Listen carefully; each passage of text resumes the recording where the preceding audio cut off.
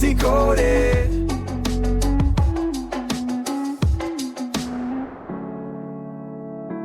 All right, everyone, welcome back to Book Decoded. Are you ready to get into some money stuff today? Yeah, I think this is going to be a really interesting one. Yeah. So we're going to crack open this book by Mary Clements Evans called Emotionally Invested.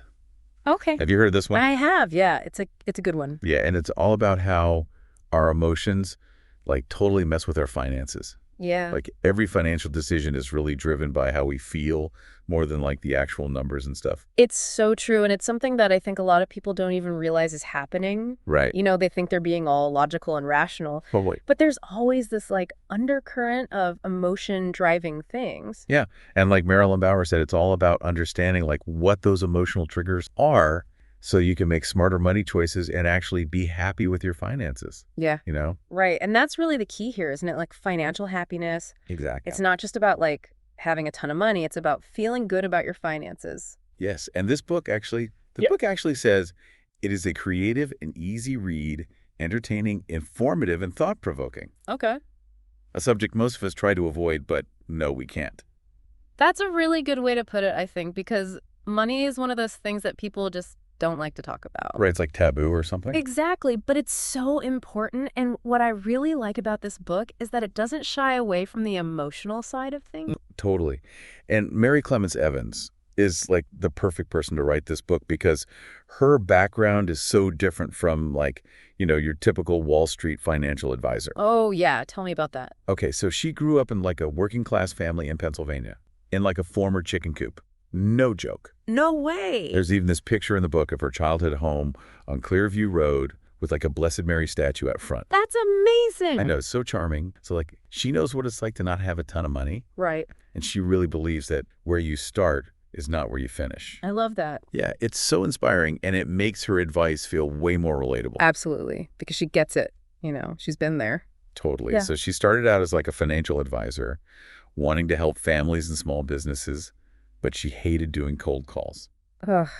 Yeah, that's the word. Right. So she decided to start her own company. Good for her. I know, right? Yeah.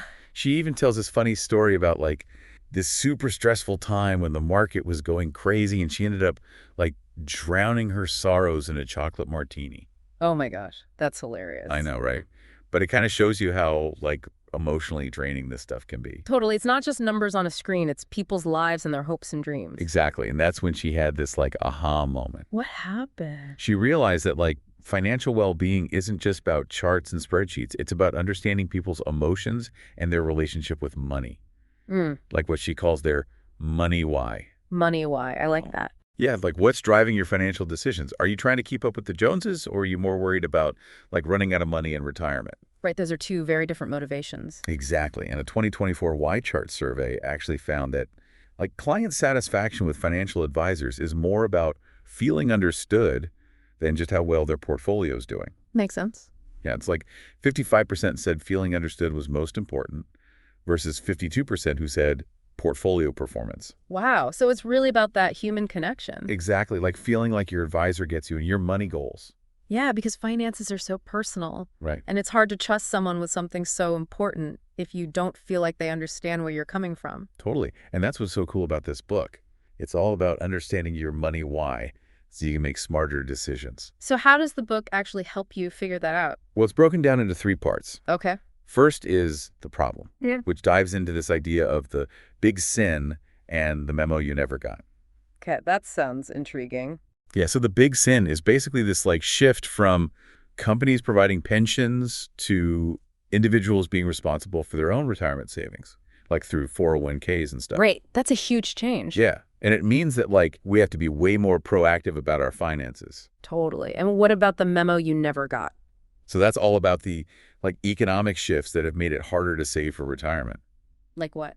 Well, things wages not keeping up with inflation, the rising cost of healthcare, all that stuff. Yeah, it feels like everything is more expensive these days. Right. So it's we got handed this responsibility for our retirement, but we never got the memo on how to actually make it work in this new economic reality. I see. Yeah. And that's why understanding our money why is so important, because it helps us navigate all this craziness. Right, because if you don't know what you're working towards or what your fears are, it's easy to get sidetracked.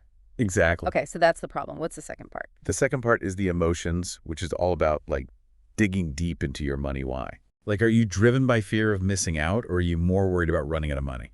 Interesting. Yeah, and she calls these like FOMO and 4O. FOMO and 4. I like that. Yeah, and she goes into all the different shades of FOMO and 4O. Really? Yeah, like there's the happy shopper who loves to buy things, the ostrich who Yeah. just avoids thinking about money altogether, Oh, yeah. I know a few ostriches. right? The regretaholic who's always worried about missing out, the look at me type who spends money to impress others. Interesting. Yeah, and on the 4RO side, there's the miser who's super careful with money, the security seeker who prioritizes safety and stability, Makes sense. and even an Eeyore who's just generally pessimistic about their financial future. Wow, she really covers the whole spectrum. Yeah, it's pretty insightful. And then the third part of the book is the solutions, which focuses on like building a solid financial plan once you understand your money why.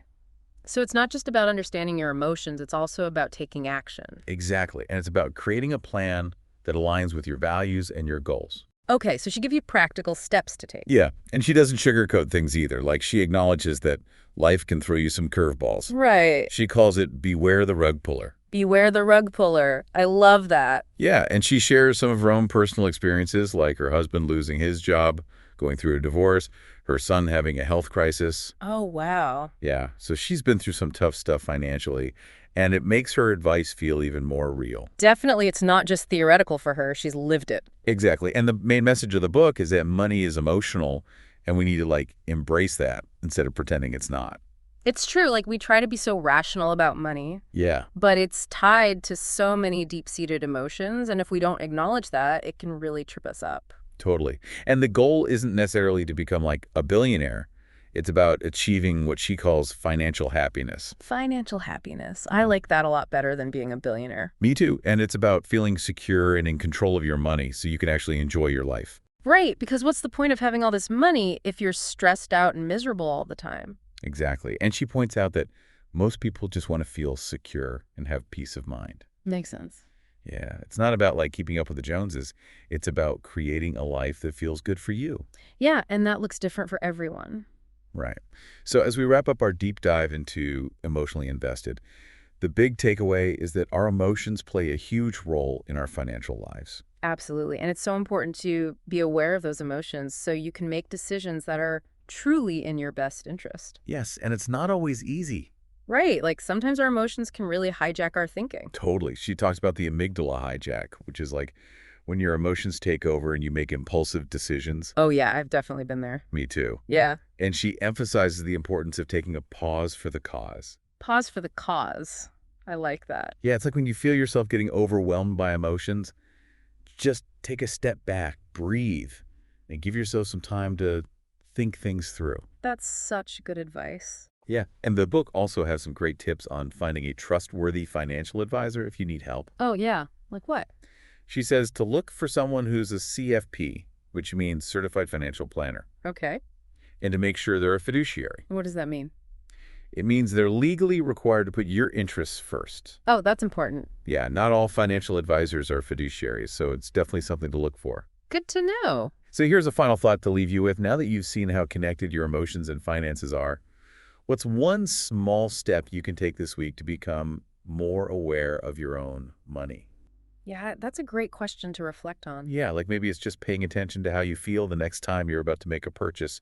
Or maybe it's having an open and honest conversation with your partner about your financial goals. Right, because the more aware we are of our emotions, the better equipped we'll be to make sound financial decisions. Exactly. And who knows, maybe it'll even lead to a little bit of that financial happiness. I'm all for that. Me too. All right, that's it for today's episode of Book Decoded. Thanks for listening, Thanks, everyone. and we'll see you next time.